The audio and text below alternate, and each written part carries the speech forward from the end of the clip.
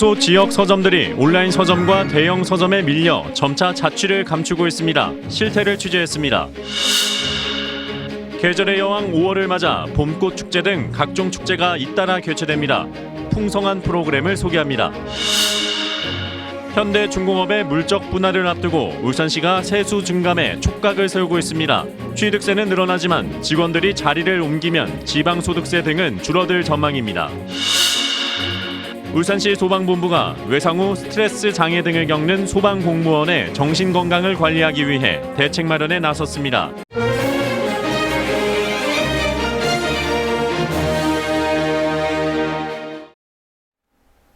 안녕하십니까. KBS 9시 울산 뉴스입니다.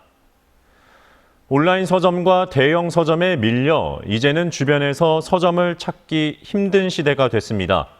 울산도 10년 만에 지역 서점 수가 절반 이하로 줄면서 고사 위기에 처했는데 과연 대책은 없는 건지 김홍희 기자가 취재했습니다.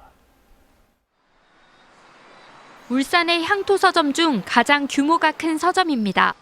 상징적이던 1층 매장은 잡화점으로 바꾸고 지하에서만 책을 판매하고 있습니다. 점점 나빠지는 수익성을 조금이라도 만회하기 위한 고육지책입니다. 작년에 떨어진 매출이 거의 한 20% 떨어졌거든요. 근데 그때 진짜 힘들다 그랬어요. 바닥이다 생각했는데 올해는 또 더 떨어지니까. 울산의 지역 서점이 그야말로 고사 위기에 처했습니다.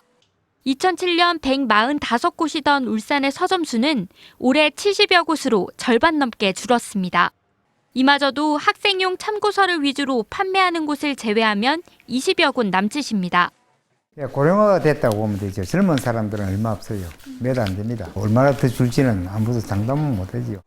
가장 큰 이유는 기업형 대형 서점과 온라인 서점에게 손님을 빼앗겼기 때문입니다. 지난해 10월 울산시 의회가 지역 서점을 살리기 위해 공공입찰에서 우대를 하는 조례를 제정했지만 반년 넘게 후속 대책이 나오지 않고 있습니다. 삽자 등록증만 가지고 매장도 없고 직원도 없는 페이퍼 서점에서 그 입찰을 가져가 버리기 때문에 이제 이 돈은 또 우리 울산 시민의 소중한 세금인데. 이른바 독립서점이 하나의 대안으로 거론되지만 울산에서는 아직 성공 사례가 없습니다. 동네 구석구석에 문화지킴이 역할을 해온 지역 서점들. 대형 서점과 온라인 서점에 밀려 점차 설 곳을 잃어가고 있습니다. KBS 뉴스 김홍입니다. 계절의 여왕 5월을 맞아 울산에서는 다양한 축제가 예정돼 있는데요. 봄을 만끽할 수 있는 축제 소식을 남미경 기자가 전해드립니다.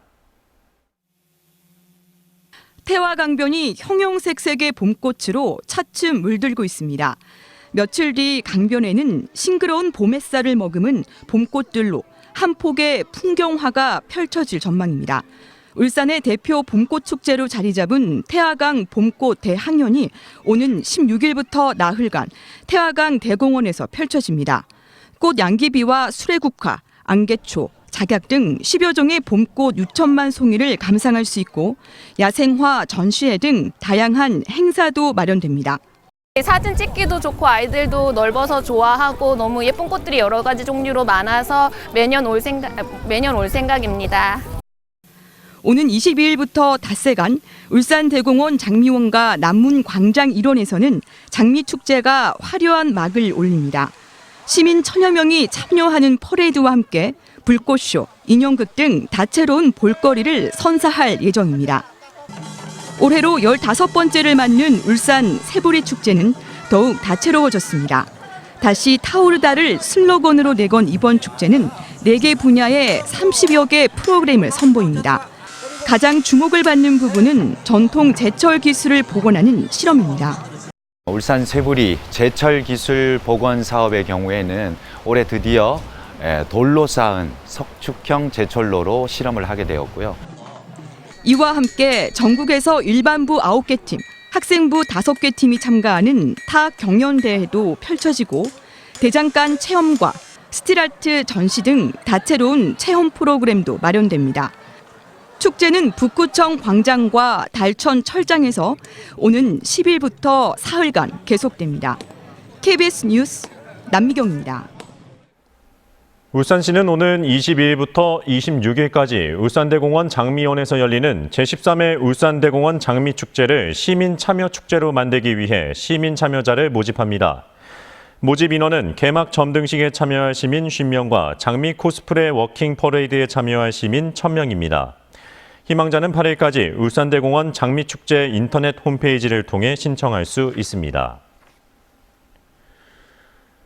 울주 세계 산악영화제 측은 오는 9월에 열리는 제4회 영화제를 상북면 영남알프스 일원과 도심 두 곳에서 분산 개최하기로 했습니다. 영화제가 분산 개최되는 곳은 상북면 영남알프스 복합 웰컴센터와 범서읍 울주 선바이 도서관, 언양읍 행정복지센터 등입니다.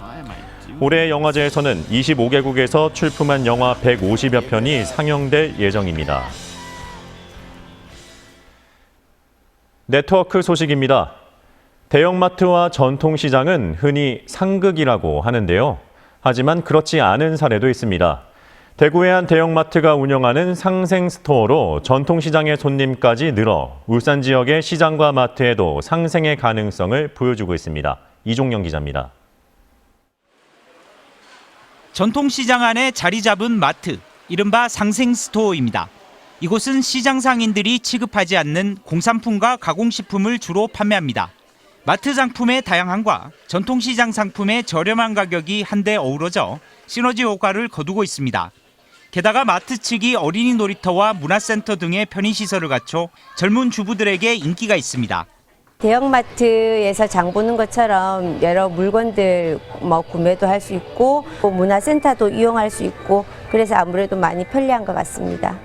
상생스토어 입점 7달 만에 전통시장을 찾은 손님은 평일 20%, 휴일은 30%가 늘었습니다. 빈 점포도 속속 채워지며 공실이 10% 감소했습니다. 누군가 와야 뭘 팔 거 아닙니까? 시장 안에 이런 젊은 고객들이 오도록 만들어주는 이런 노브랜드 같은 게 저는 필요하다고 생각했어요. 상생스토어를 운영하는 전통시장은 월배시장을 비롯해 구미 선산, 안동 구시장 등 대구 경북에서 3곳입니다. 직객 효과가 큰 마트를 이용해 전통시장을 활성화시키려는 시장 상인들의 의지가 담겨 있습니다. 이 같은 성과가 입소문이 나면서 다른 전통시장 상인회에서 견학을 오거나 상생스토어 유치를 문의하는 등 좋은 반응을 얻고 있습니다. 상생스토어가 대형마트와 전통시장의 상생 모델로 자리 잡아가고 있습니다. KBS 뉴스 이종영입니다. 현대중공업이 오는 31일 임시주주총회를 열고 물적 분할 안건을 통과시킬 방침인 가운데 세수 증감 전망을 놓고 울산시가 촉각을 세우고 있습니다. 물적 분할이 승인되면 현재 현대중공업은 한국조선해양이라는 중간 지주회사로 바뀌고 그 자회사로 신생 현대중공업이 탄생합니다. 이 경우 현대중공업 울산 본사가 소유한 토지와 건물 등이 신생 현대중공업으로 이전돼 최소 400억 원의 취득세가 발생할 것으로 울산시는 기대하고 있습니다. 반면 물적 분할 이후 일부 직원이 서울 사무소 등으로 자리를 옮기게 되면 지방소득세 등 7억 원가량의 세입이 줄어들 것으로 울산시는 전망하고 있습니다. 울산시 소방본부는 소방공무원의 정신건강을 관리하기 위해 대책을 마련해 운영하고 있다고 밝혔습니다. 전문 상담사가 119 안전센터와 구조대를 방문해 1:1 심리 상담을 실시하고 사고에 노출된 소방공무원의 심리 지원을 위해 24시간 콜센터를 운영합니다. 울산시 소방본부가 지난해 실시한 설문조사 결과 18.1%가 수면장애를 앓고 있으며 3.4%가 우울증, 2.9%가 외상 후 스트레스를 겪고 있는 것으로 나타났습니다.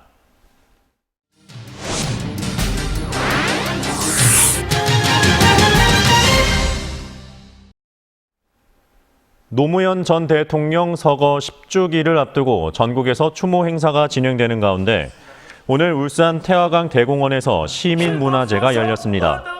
문화제는 울산 지역 17개 정당과 시민단체로 구성된 추모위원회가 주관했으며 가수 크라잉넛과 왕기석, 명창, 비보이들의 공연 등으로 진행됐습니다.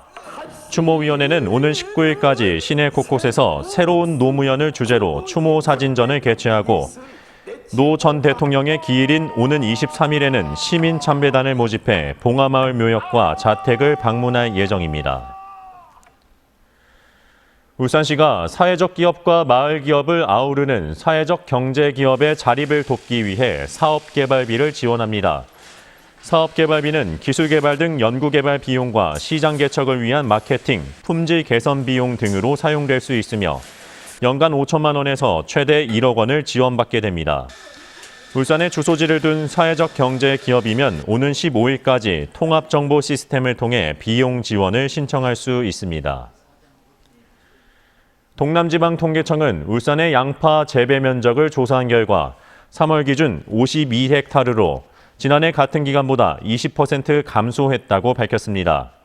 이는 지난해 양파 가격 하락과 농촌의 고령화 여파에 따른 것으로 통계청은 분석하고 있습니다.